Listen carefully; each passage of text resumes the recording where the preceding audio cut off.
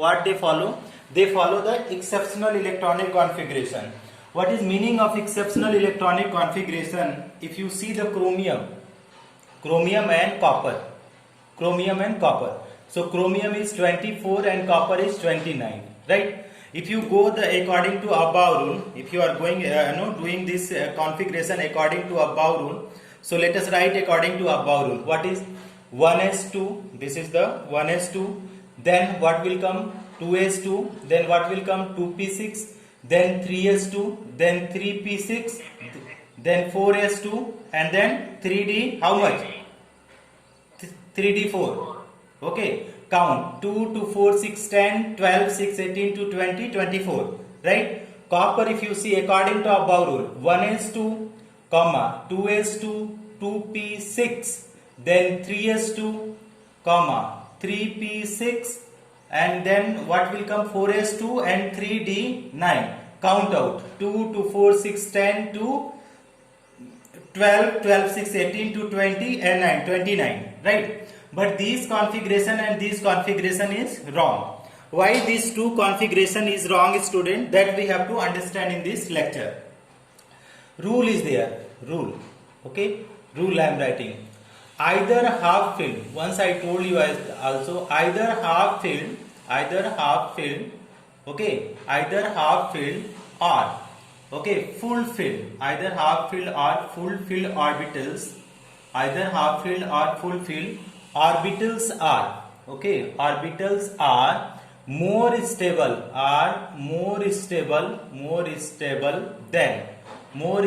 than what, student? More stable than more stable than incomplete orbital. Incomplete orbitals. Okay. Incomplete orbitals. What is meaning of this? Let us try to understand the meaning first. What the rule is saying, student, that is, suppose the d orbital is there. D orbital. Two configuration is possible. What configuration? 1, 2, 3, 4. And one more suppose I am taking D5. No, D6. You consider D6. Okay. D6. Here S is also there. And here what is there? This way is there. 1, 2, 3, 4. And here is S orbital. This is S orbital. And this is the D6. 6 electron is there, S orbital. So if you are taking this one, suppose 1, okay, 2, 3, 4, 5 and 6. This is the wrong configuration. Okay. And here you can do 1, 2, 3, 4, 5 and 1 gone to here, 6. So that is, both the cases are what, student? That is half filled. Both the cases are half filled. Okay, so this configuration is correct compared to this side configuration. Getting my point? Acha. Why this is happening? Reason I will tell. Another configuration. Let us write another thing. Either you can write 3d9 and 4s2. Okay, this configuration. So you see, student, what is happening here. If you check out the concept here, so what you will be able to. 3d9, 4s2. So what I am going to do here, see, if you check out, this is completely filled, and here is 1, 2, 3, 4. So here how many electrons are there? 9. 1, 2, 3, 4, 5, and this is 6, this is 7, 8 and 9, right? This configuration is also wrong. Okay, I will explain why. And here you see, in this case, if you see, that is 1, 2, 3, 4, 5 and here is.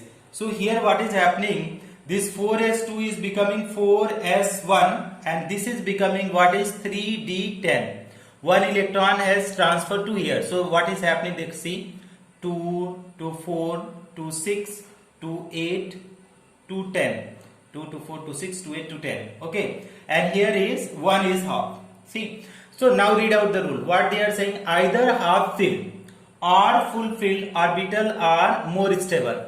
In this case you see, this is the 2 electron. Half filled means in d orbital, half filled means, if you talk about the d orbital, student, what is meaning of half filled?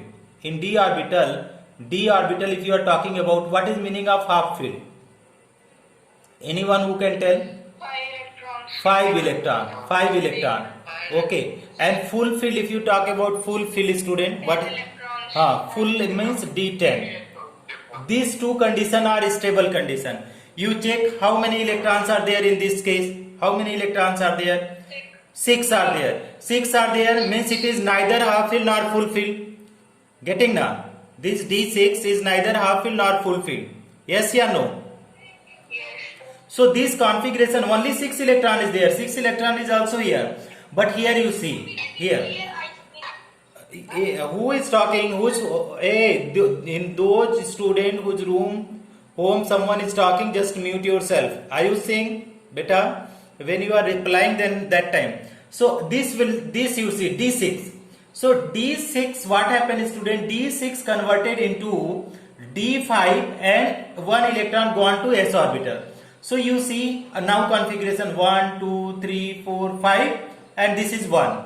So for s orbital, what would be the half field, student? For s orbital, what would be the half field? S orbital half field. So S1 is half field and S2 is full field. So here is nothing is there, but here is one electron. Now both the cases are half field, means this configuration is stable configuration. Getting my point, student? Acha, come for this one. So 3D9 and 4S2. 3D9 and 4S2. See, this is 2 to 4 to 6 to 8, 1, 9. This is full or half field, student? D9, full or half? What is condition?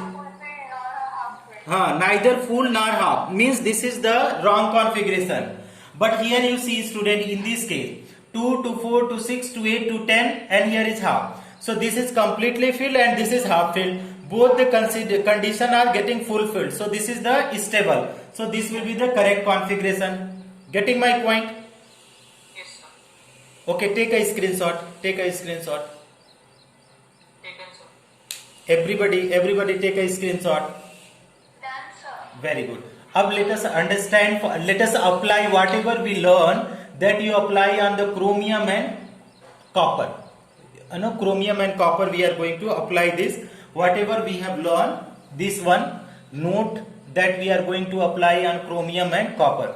So what you can see, student, here you see, in this case, if you check out this, I am just reversing it, right? Okay, just reversing it. How I am reversing, that is 4s to 3d4. We are writing this is in the different order. How? That is the orbit number 4s to no. And same I am writing 3d4. Just I am writing that is which is the outermost cell I am putting. This is the outermost cell and this is 3d9 inner cell. But energy level is different, but the order is the same. Now, what is meaning of this, student? Okay, why I did this? Why I did? To make that is 3. Okay, but firstly electron will go in this. This is the writing style is different and energy order is different. This is the writing. Suppose if you are taking the nucleus in the third orbit, if you are going in the third orbit, what are the orbitals are there in this? Firstly 3s is there, then 3p and then 3d. And after that what is coming? 4s. But what is the energy order, student? Energy order according to above rule, this is order is 3s, then 3p, then what is 4s and then 3d, right? This is the filling order is different. Keep in mind, filling order is different. Filling order is 3s, 3p, 4s, 3d. But I am writing here for make the convince. आप लोगों को समझ जाने के लिए हमने क्या किया, d को थोड़ा पहले लिख दिया है ना? कंफ्यूज मत होना. समझ में आ रहा है? क्योंकि हम कुछ समझाना चाहते हैं, इसलिए मैं लिखा हूं. कोई प्रॉब्लम किसी को इसको समझने में? थोड़ा सा कंफ्यूज. बोलो. सर आपने हमको समझाने के लिए वैसे लिखा, लेकिन सर लिखना तो वैसे ही है ना जैसे ओरिजिनल था, हाउ ने बताया था. बाउ के हिसाब से. बात यह है कि लिखना मतलब राइटिंग का मतलब क्या है? राइटिंग का मतलब क्या है? करेक्ट कॉन्फ़िगरेशन होना चाहिए. Correct configuration. राइटिंग का मतलब यह है करेक्ट कॉन्फ़िगरेशन होना चाहिए.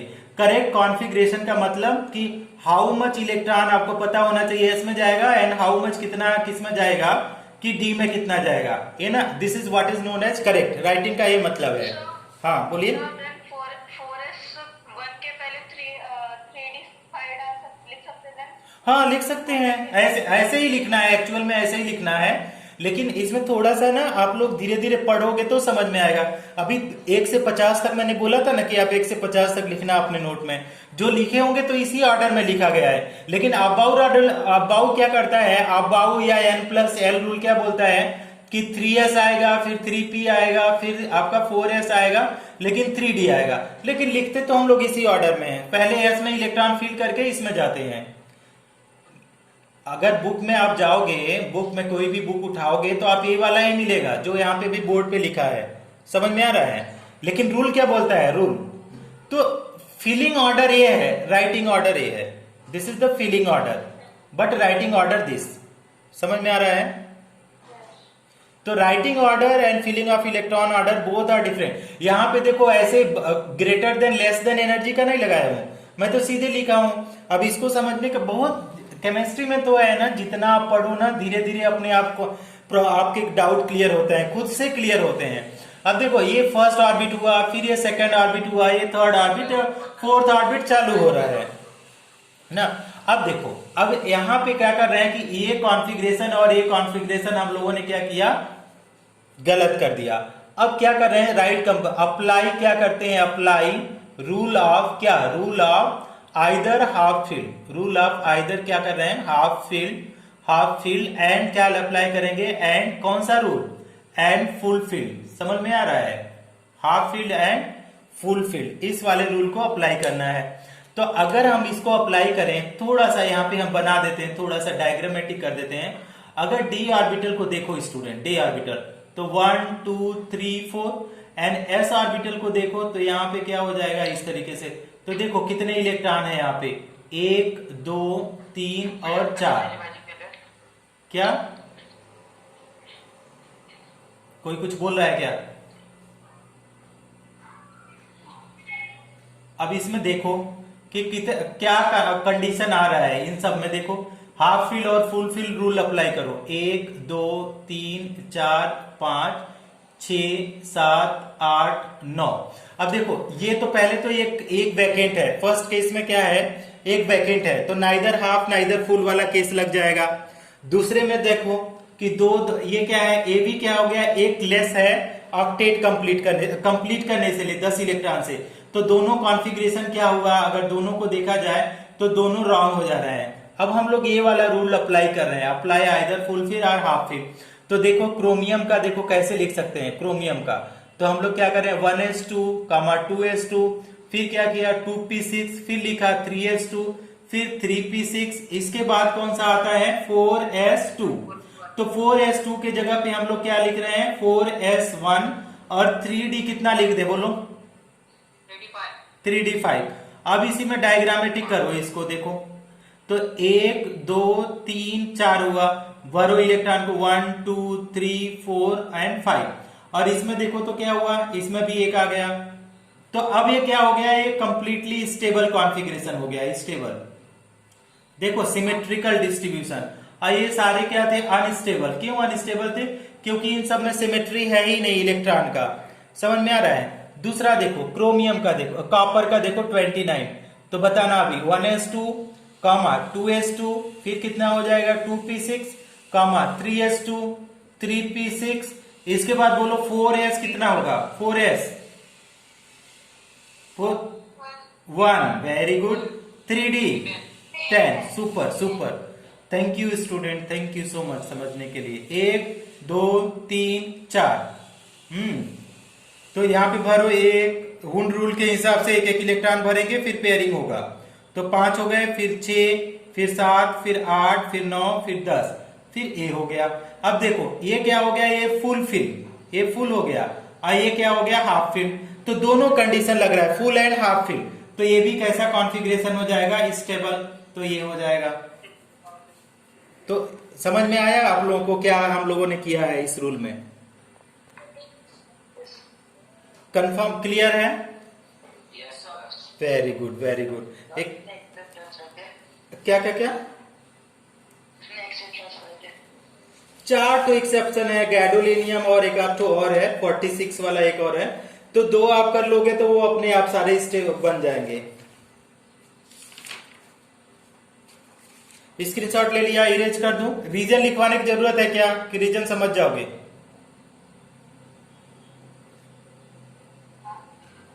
Take a screenshot, take a screenshot, taken.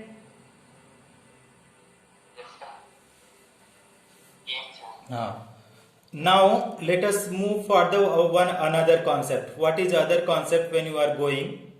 What we can write the another concept?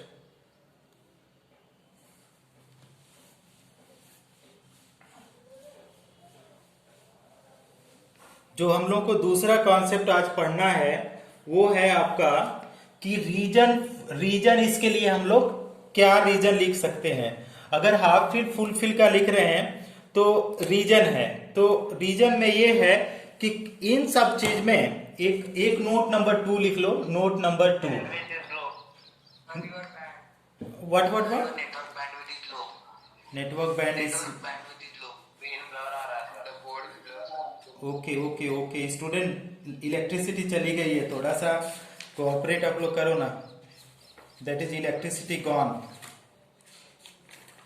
तो ओके, अब नेक्स्ट है कि नोट नंबर 2, व्हेन क्या है? Symmetrical electron distribution is there present. Symmetrical, देखो समझो, हम रिकॉर्ड करने भेज देंगे। When symmetrical electron distribution present, symmetrical electron distribution present, distribution, symmetrical electron distribution present. Bracket में हम लोग क्या लिखेंगे? इसी को अगर ब्रैकेट में करेंगे, आइदर हाफ फिल्ड और full filled, either no half filled, ऐसे लिखते हैं, हाफ फिल्ड और फुल फिल्ड, और फुल फिल्ड, फुल फिल्ड। तो उन्होंने क्या बोलता है? आइदर हाफ फिल्ड और full filled, then exchange of electron, okay, exchange of electron and क्या बोलेंगे? Transfer of energy takes place, transfer of energy takes place, transfer of energy takes place. इसका और मतलब बता रहे हैं, transfer of energy takes place in this process. अब इस प्रोसेस में क्या होगा? इन दिस प्रोसेस क्या है? In this process there is loss of energy, there is loss of energy, energy का क्या होगा? लॉस हो जाएगा, लॉस ऑफ एनर्जी।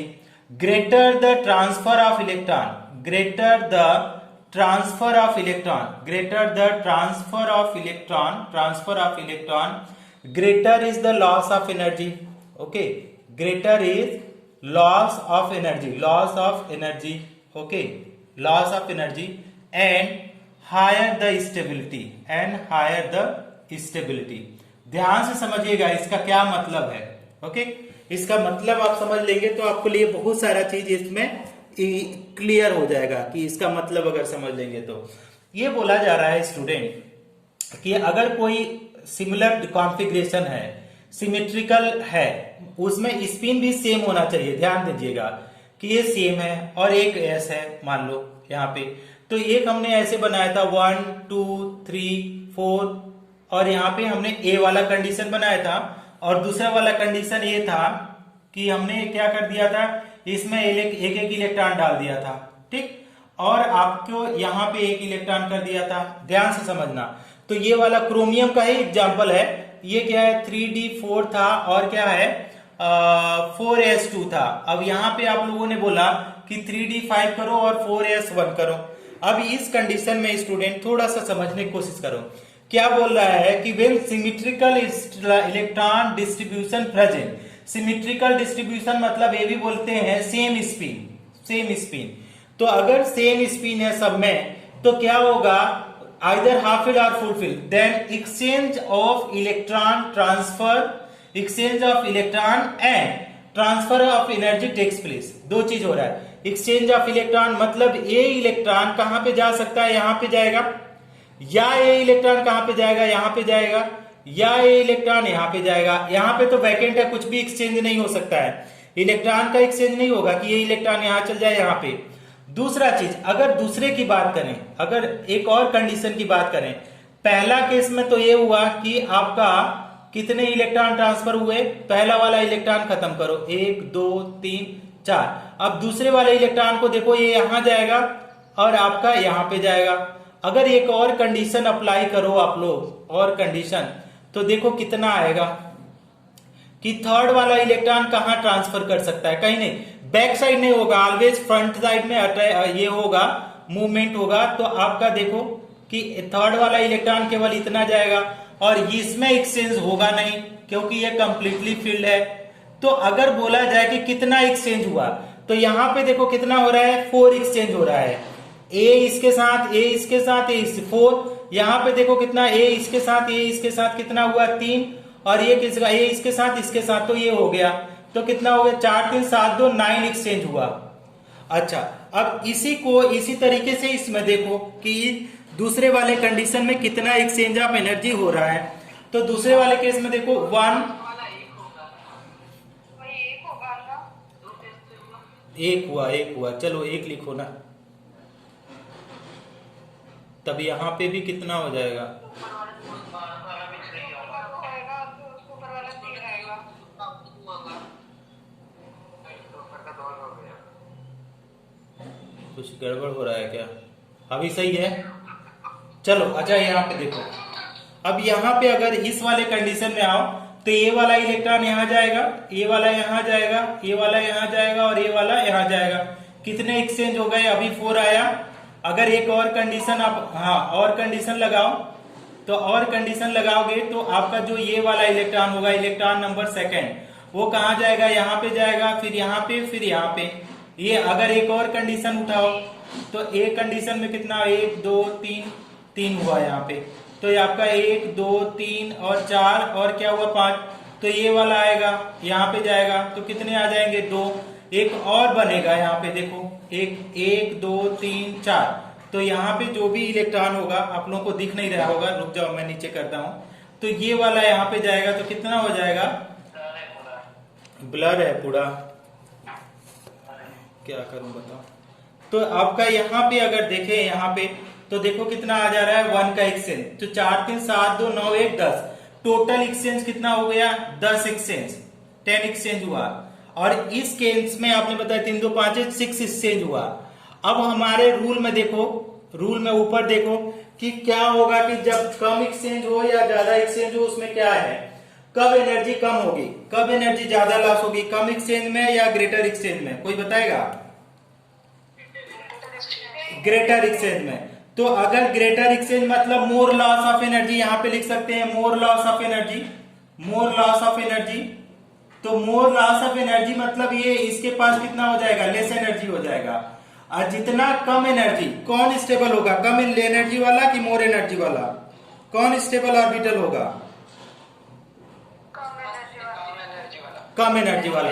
तो मतलब कौन कॉन्फ़िगरेशन सही होगा, पहला केस या दूसरा केस? Second case. अच्छा, नेटवर्क बिल्कुल ही कम आ रहा है स्टूडेंट, बिल्कुल नहीं दिखाई दे रहा है।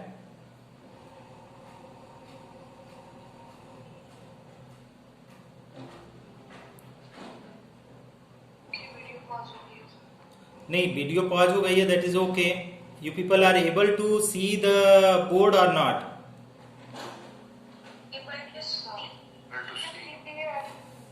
Now is it little bit clear student? थोड़ा बहुत क्लियर है क्या? ओके, अगर थोड़ा बहुत क्लियर है तो take a screenshot student, take a screenshot.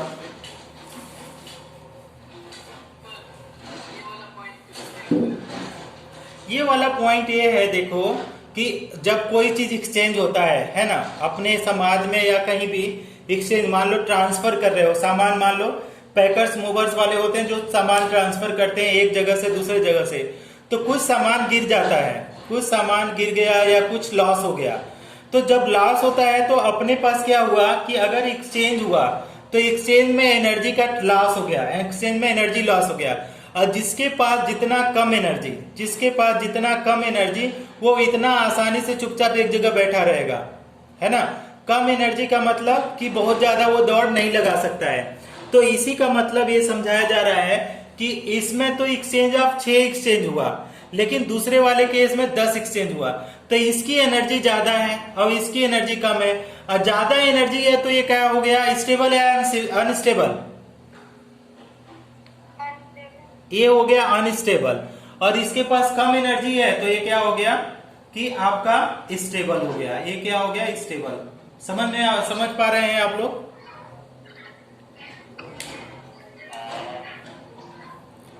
Student एक स्क्रीनशॉट लो आप लोग, student take an screenshot student, very good. Next लिखो, नेक्स्ट हेडिंग जो है इस चैप्टर का कौन सा, कोई हेडिंग्स बचा है, किसी ने अभी पूछा था, भूल भी गया मैं। हाँ, स्पिन मल्टीप्लिसिटी। अब स्पिन मल्टीप्लिसिटी नेक्स्ट हेडिंग है अपना, स्पिन मल्टीप्लिसिटी या स्पिन मल्टीप्लिसिटी को हम लोग बोलते हैं spin angular momentum of electron. तो इसको हम इरेज करते हैं और एक दो और हेडिंग हम लोग पढ़ लेते हैं। This is very small topics हैं, उसको पढ़ के खत्म करते हैं चैप्टर्स को। स्पिन मल्टीप्लिसिटी को आए, अगला चैप्टर पीरियोडिक प्रॉपर्टीज। स्पिन आपका मल्टीप्लिसिटी इसका दूसरा नाम है स्पिन मल्टीप्लिसिटी का स्पिन एंगुलर मोमेंटम, इसका ऐसे भी लिखा जाता है spin angular momentum, spin angular momentum. अब इसको ध्यान से समझो, एक क्वेश्चन उसमें जेई वाले बुक में था, हम लोगों ने शायद किया भी था, उसमें क्या था, स्पिन एंगुलर मोमेंटम का कि जो इलेक्ट्रॉन ये बोला जाता है, ठीक है, कि अगर मान लो कोई इलेक्ट्रॉन है इस तरीके से, तो यहां पे एक इलेक्ट्रॉन है, अब ये बोला जा रहा है कि ये तो ऑर्बिट में घूम ही रहा है, लेकिन ये क्या बोल रहा है कि खुद के एक्सिस पे भी रोटेट कर रहा है। जैसे आपका जो अर्थ है, ठीक ना, अर्थ क्या होता है कि अर्थ आपका 365 डे में एक चक्कर लगा रही है सन का, है ना, वो तो लगा रही है, लेकिन वो क्या करता है अपने एक्सिस पे भी वो रोटेट करता है। अर्थ क्या करता है, अपने एक्सिस पे भी रोटेट करता है। तो दो टाइप का रोटेशन है, अगर ऐसे समझ में आ जाता है तो बहुत अच्छी बात है।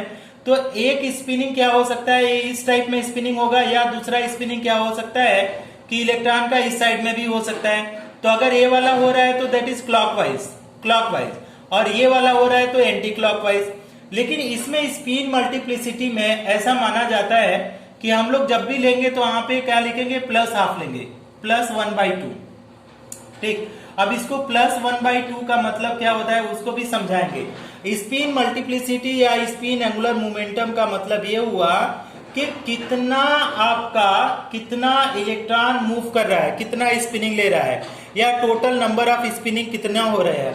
तो इसको हम इरेज करते हैं और फिर आपको समझाते हैं। यहाँ पे इसके लिए क्या है कि स्पिन एंगुलर मोमेंटम का उन्होंने जो डायग्राम दिया है, कि फॉर्मूला जो दिया है कि स्पिन एंगुलर मोमेंटम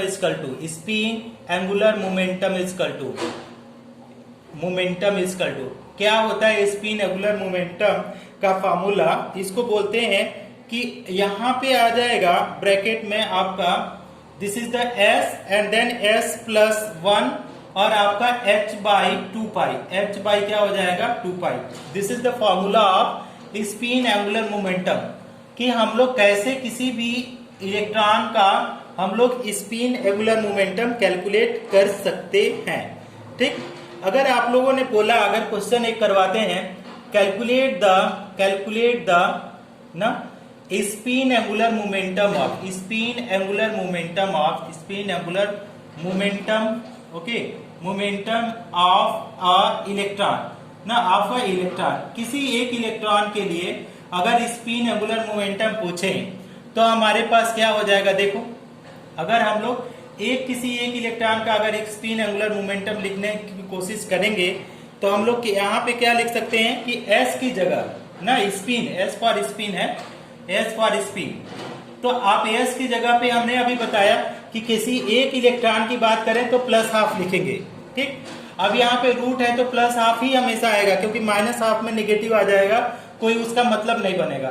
तो हमने क्या लिखा है यहाँ पे +½ अब ब्रैकेट में भी क्या कर दिया कि यहाँ पे +1/2 प्लस हमने क्या किया 1, और यहाँ पे ब्रैकेट के बाहर क्या हो जाएगा h/2π। ठीक, अब इसको सॉल्व करो आप लोग। अगर सॉल्व करोगे तो आप ऐसे भी लिख सकते हो क्या 0.5, अब ब्रैकेट में 1.5 लिख सकते हैं क्या, यहाँ पे h/2π लिख सकते हैं इसको। अब इसको क्या लिखते हैं, अगर इसको अगर करना चाहो तो हम लोग क्या करते हैं रूट ऑफ क्या कर सकते हैं, रूट ऑफ 0.75 ऐसे कर सकते हैं, रूट ऑफ 0.75 h/2π। ये हो जाएगा स्पिन एंगुलर मोमेंटम। ये क्या हो जाएगा, किसी एक इलेक्ट्रॉन के लिए स्पिन एंगुलर मोमेंटम हो जाएगा, एंगुलर मोमेंटम।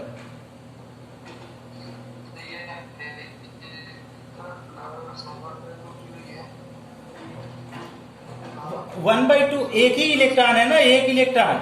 यहाँ पे कितने इलेक्ट्रॉन है, एक इलेक्ट्रॉन, तो एक इलेक्ट्रॉन के लिए S इक्वल टू क्या हो जाएगा 1/2। सर अगर क्वेश्चन में रहता था अगर फॉर 2 इलेक्ट्रॉन्स तो फिर सर अपन प्लस भी लेते थे माइनस भी लेते थे क्या अलग अलग से, एक ही फॉर्मूले में दो इलेक्ट्रॉन के लिए दूसरा रूल है, केवल एक इलेक्ट्रॉन के लिए। अभी स्क्रीनशॉट करो, दूसरा दो इलेक्ट्रॉन के लिए बताता हूं। You take a screenshot for 2 electron I am telling. ये सब नहीं आते, ये अब जेई के टॉपिक में ये है नहीं। क्या क्या क्या, फिर बोलो क्या बोल रहे हो।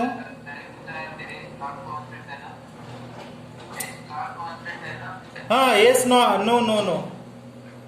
H is Planck constant, but we don't have to put the value. Not required to put the value.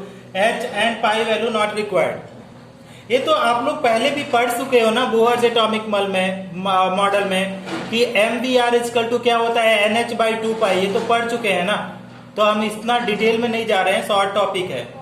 हाँ, अब एक और लिखो, अगर आपसे ये पूछा जाए कि टोटल नंबर ऑफ, अगर मान लो एक से ज्यादा अगर है, ठीक है, एक से ज्यादा अनपेयर्ड इलेक्ट्रॉन है, एक से ज्यादा, पेयर्ड इलेक्ट्रॉन की बात नहीं कर रहा है। पेयर्ड इलेक्ट्रॉन में तो स्पिन मल्टीप्लिसिटी 0 होती है, प्लस हाफ माइनस हाफ मिलकर के 0 हो जाएगी। केवल स्पिन मल्टीप्लिसिटी हमेशा अनपेयर्ड के लिए निकाली जाती है। तो अगर total spin off an electron निकाला जाए कि टोटल स्पिन ऑफ इलेक्ट्रॉन्स, ठीक है, इलेक्ट्रॉन्स है, प्लूरल है, इन एन एटम, तो कैसे करेंगे कि आपका n हो जाएगा इंटू 1/2, क्योंकि ठीक, अब 1/2 का मतलब क्या हुआ, spin off 1 electron, spin off क्या होगा 1 इलेक्ट्रॉन, और n का मतलब क्या हो जाएगा, n का मतलब होगा नंबर ऑफ क्या हो सकता है, नंबर ऑफ अनपेयर्ड इलेक्ट्रॉन। चलो ऑल डिलीटेड। नेक्स्ट है आपका, देखो, arrange the following orbital for the of H atom in increasing order of their energy. तो आपका क्या है 3px, दूसरा क्या है, इसके बाद 2s है, इसके बाद क्या है 4dxy, दिखाई भी नहीं दे रहा है 4dxy, इसके बाद बोलो क्या है 3s, इसके बाद क्या है 4pz है, इसके बाद क्या है 3p और क्या है आपका y, 3py, इसके बाद 4s है। अब इसमें क्या बोला जा रहा है कि आप इसको अरेंज करो, किस ऑर्डर में अरेंज करने के लिए, arrange the following hydrogen increasing order of their energy. अब increasing order of their energy हम लोग देखे थे क्या, n+l रूल कर दो, n+l रूल इजिली आ जाएगा, n+l रूल, ठीक। इसके लिए नोट है, नोट क्या है, the orbitals of sub shell, orbitals of sub shell, orbitals of sub shells are having same energy, are having same energy, इसको याद रखेंगे। सेम एनर्जी मतलब क्या हुआ, अगर मान लो हमारे पास इस तरीके से ऑर्बिटल है, कौन सा px और py और pz है, तो ये सबकी एनर्जी क्या हो जाएगी, px equal to py equal to pz। समझ में आया। अगर इसी तरीके से आपके पास d ऑर्बिटल है और कितने हैं आपका ऐसे, तो एक है dxy, dyz, dzx, dx square minus y square और dz स्क्वायर, इसकी सबकी एनर्जी क्या हो जाएगी, dxy इक्वल टू क्या हो जाएगा, dyz equal to dzx equal to dx square minus y square equal to dz²। तो सबकी एनर्जी क्या होनी चाहिए, सेम होनी चाहिए। बात समझ में आ रही है। अब अगर इक्वल एनर्जी है तो इन सबको क्या बोला जाता है, डीजेनरेट ऑर्बिटल। कौन सा ऑप्शन, कौन बोल रहा है ऑप्शन, फिर से बोलो कौन सा, ऑप्शन नंबर 1। हाँ ऑप्शन नंबर 1 करेक्ट है। हाँ ओके करेक्ट ओनली। देखो इसके बाद क्या बोला जाता है कि एक नेक्स्ट और पॉइंट है, सेम पीरियड। अगर सेम पीरियड में भी, same period, option number 2, note number 2, तो नोट 2 है, सेम पीरियड है सेम एनर्जी। सेम पीरियड, या ऐसे बोलो कि सेम पीरियड का मतलब क्या हुआ, ध्यान से इसको कोरिलेट करना ना। सेम पीरियड का मतलब ये हुआ, सेम पीरियड का मतलब इक्वल टू सेम ऑर्बिट। अब बोहर्स ऑर्बिट में हम लोग जब एनर्जी कैलकुलेट कर रहे थे तो आपको क्या पता चल रहा था कि हर ऑर्बिट की एनर्जी फिक्स है। तो क्या है, सेम ऑर्बिट की एनर्जी क्या हो जाएगी, बोलो होगी क्या, सेम पीरियड मतलब सेम ऑर्बिट, सेम ऑर्बिट मतलब सेम एनर्जी, मतलब प्रिंसिपल क्वांटम नंबर। कुछ हवा लगा आप लोगों को, प्रिंसिपल क्वांटम नंबर। हाँ तो अगर प्रिंसिपल क्वांटम नंबर सेम है तो उसके अंदर जो ऑर्बिटल है उसकी भी एनर्जी सेम होगी। लेकिन किस ऑर्डर में चलेगी, आपका अबव वाले ऑर्डर में चलेगी, या तो n+l के ऑर्डर में चलेगी। एक स्क्रीनशॉट लो फिर इसको करते हैं। ठीक, स्क्रीनशॉट, क्योंकि ये दोनों आनी चाहिए इसको करने के लिए। ले लिया, इरेज करूं, इरेज कर दूं।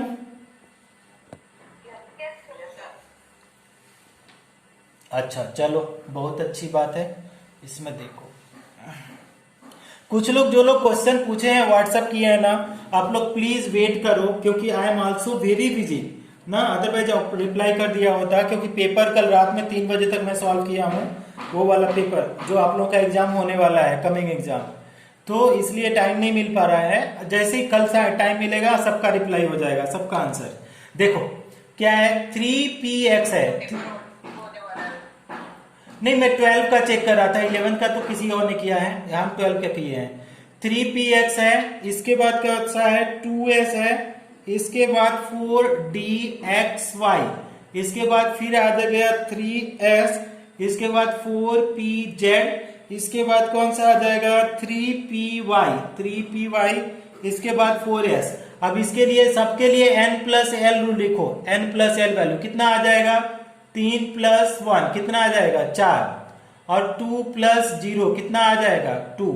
इसके लिए d ऑर्बिटल है तो 4 + 2 कितना आएगा 6। इसके लिए 3 + 0 कितना आएगा 3। इसके लिए क्या आएगा 4 + 1 कितना आएगा 5। इसके लिए देखो 3 + 1 तो कितना आ जाएगा 4। अब इसके लिए 4 + कितना आ जाएगा 0 = 4। ये समझ में आ रहा है, n+l वाला, ये वाला कॉलम समझ में आ रहा है, क्योंकि बहुत पढ़ाया हूं इसलिए डिटेल में नहीं करा रहा। समझ में आ रहा है सबको ये वाला कॉलम, यस या no? Okay very good, okay very good. अब देखो किसकी एनर्जी सबसे कम है, तो 2s सबसे पहले आएगा, ये वाला ऑर्बिटल। कौन सा सबसे कम वाला एनर्जी, कैसे इंक्रीजिंग ऑर्डर में पूछ रहा है, तो सबसे पहले कौन सा आ जाएगा 2s। इसके बाद देखो, इसके बाद कौन सा ऑर्बिटल आएगा जिसकी n+l वैल्यू कितना है, यहाँ पे 4 6, ये देखो यहाँ पे 3 है, बस एक ही है 3, तो यहाँ पे कौन सा आ जाएगा 3s। ठीक, अब 3 के साथ देखो प्रिंसिपल क्वांटम नंबर किसका 3 है, एक तो यहां से है 3s के बाद कितना आ जाएगा 3px।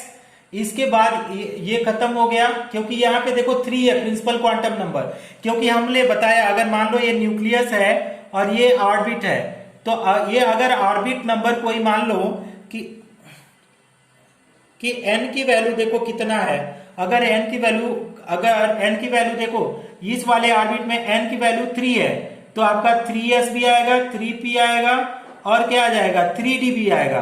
तो देखो एक इसमें क्या करेंगे, 3px आया, इसके बाद देखो किसकी एनर्जी सेम हो सकती है, इसके बाद 3s तो ऑलरेडी हो गया, ये भी हो गया, इसके बाद देखो किसके साथ 3 जुड़ा है, ये 3py, ये हो जाएगा 3py, ये खत्म हो गया। इसके बाद कौन सा आएगा, अब 4s, तो ये आ गया 4s, ये भी खत्म हो गया, तो आपके पास अब बचा 5 और 6। ठीक, तो आपके इसके बाद कितना आ जाएगा 4py, ये भी बराबर में आएगा 4py, क्योंकि यहाँ पे भी 4 ऑर्बिट है और ये भी किसमें है 4dxy, तो ये भी बराबर में आएगा 4dxy।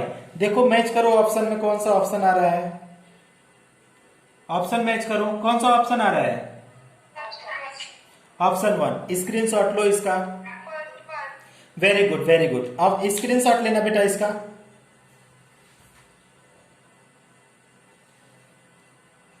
ले लिया, नो हाँ लो ना स्क्रीनशॉट लो जल्दी, ठीक है। अच्छा 58 क्वेश्चन देखो तो क्या तुम लोगों से बन पाएगा 58, इसी टाइप में करना है कि बताऊं 58, बताऊं कि बन जाएगा, बन जाएगा, बोलो बताओ या मत बताओ, सर बताओ, आशीष ओके, आशीष को बता देता हूं। देखो हीलियम आयन है बेटा, हीलियम के लिए क्या बोल रहा है, हीलियम के लिए, तो इसमें क्या बोल रहा है कि आपको एनर्जी बताना है हीलियम आयन के लिए, तो एनर्जी ऑफ ऑर्बिटल दिया हुआ है, ध्यान से देखना, तो कौन है 1s 2s 2p 3s 3p 3d, हाँ ओके। तो देखो अब मान लो ऐसे देखो, एक हीलियम एटम हम बना देते हैं, थोड़ा समझा देते हैं इस क्वेश्चन को।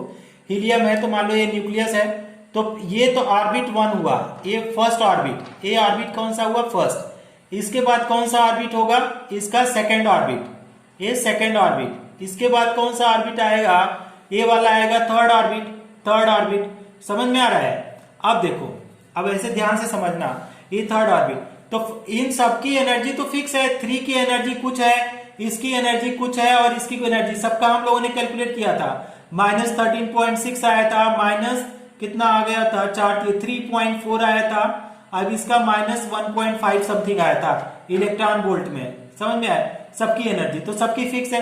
अब फर्स्ट ऑर्बिट में कौन ऑर्बिटल आएगा 1s आएगा फर्स्ट ऑर्बिट में, सेकेंड ऑर्बिट में कौन आ जाएगा 2s और 2p आएंगे, ठीक, थर्ड में क्या आ जाएगा 3s 3p 3d आएंगे। अब बना लो 1s आएगा, इसके बाद 2s इक्वल टू 2p, ठीक, इसके बाद कौन सा आ जाएगा 3s equal to 3p equal to 3d, check करो ऑप्शन 1, समझ में आ गया सबको। नेक्स्ट आओ, the maximum spin multiplicity is for 59 number question देखो, very good Ashish very good. 59 question देखो, इरेज करूं इसको, इरेज कर दूं इसको, सर सुबह वाले क्लास में किसी ने तो भी मैसेज किया था कि आपने स्पिन मल्टीप्लिसिटी नहीं सिखाया। अच्छा अच्छा नहीं सिखाया, चलो हम बता देंगे, ये छोटा छोटा कॉन्सेप्ट है यार, इसका कभी कभी ना इसको मैं बता दूंगा सुबह में, चलो इसको छोड़ देते हैं तो फिर अभी बता दो ना, क्वेश्चन भी तो आ गया अभी। हाँ चलो अच्छा सुनो तो फिर इसको इरेज करके बताते हैं। स्पिन मल्टीप्लिसिटी का मतलब है ना, स्पिन मल्टीप्लिसिटी का मतलब है कि कितना, इस ऐसे समझो कि कितना अनपेयर्ड इलेक्ट्रॉन है, नंबर ऑफ अनपेयर्ड इलेक्ट्रॉन, ऐसे समझो, या ऐसे ना भी समझो तो देखो स्पिन मल्टीप्लिसिटी का क्या मतलब है कि कोई भी ऑर्बिटल है, ऐसे ही समझ लो कितने अनपेयर्ड इलेक्ट्रॉन है तो उसकी स्पिन क्या होगी, या स्पिन ऑफ इलेक्ट्रॉन, ऐसे बोलो spin off electrons, number off spin off electron, number off spin off electrons in orbital, electrons in orbitals, ऐसे किया जाता है, ठीक है। तो अगर इसमें बोला जाए, इसके फॉर्मूला होता है, क्या होता है 2 into sigma, 2 into sigma into क्या होता है 1/2 स्पिन होता है एक इलेक्ट्रॉन का, प्लस 1 होता है ए वाला, ठीक है। तो नंबर ऑफ स्पिन मल्टीप्लिसिटी के लिए ये करते हैं, इसको और भी बनाने का है 2, इसके बाद इस तरीके से लिखते हैं ए वाला सिग्मा है ना, 2 इंटू सिग्मा इंटू क्या करते हैं 1/2, अच्छा ये क्या हो गया स्पिन प्लस 1।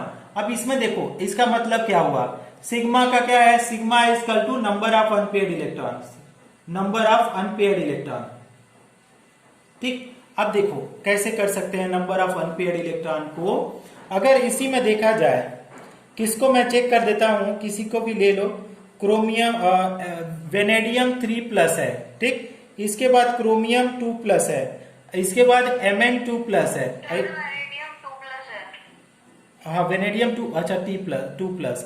इसके बाद देखो Fe कितना है 2 प्लस। अब सबके पास नंबर ऑफ इलेक्ट्रॉन निकालो तो 23 माइनस 2 हो जाएगा। 23 माइनस 2 कितना आ जाएगा 21। अब क्रोमियम का देखो 24 माइनस 2 निकालो तो 22। अब इसका निकालो Mn का कितना होता है एटॉमिक नंबर है नो 27। 27 माइनस 2 कितना हो जाएगा 25। आयरन का 26 माइनस 2 कितना हो जाएगा आपका, ये हो जाता है 24।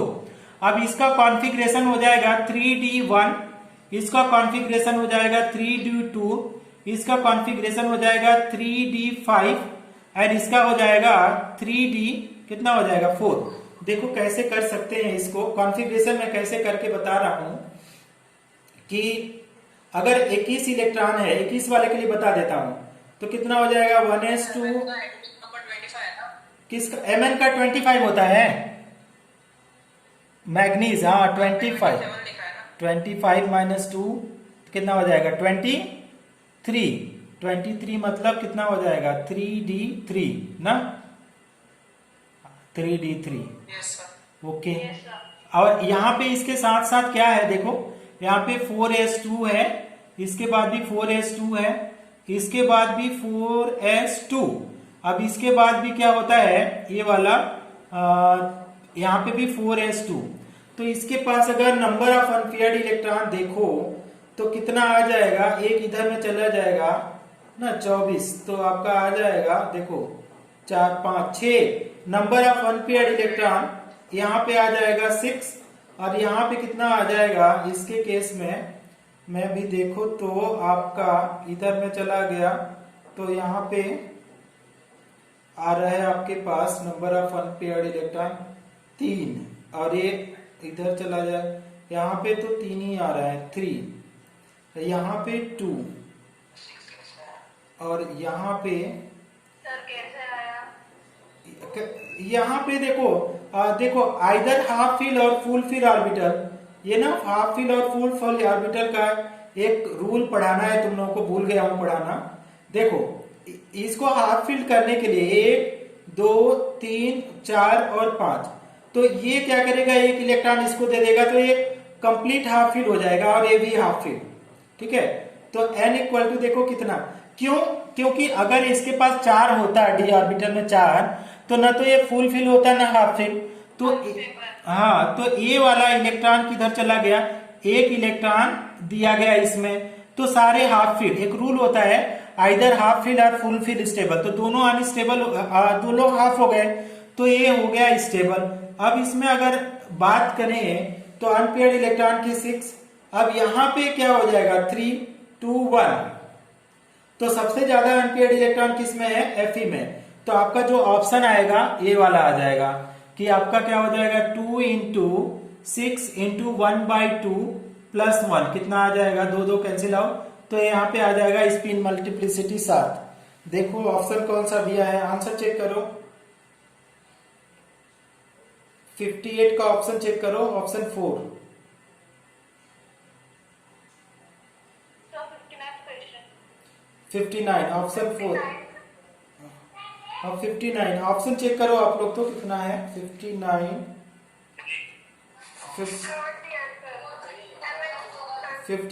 3।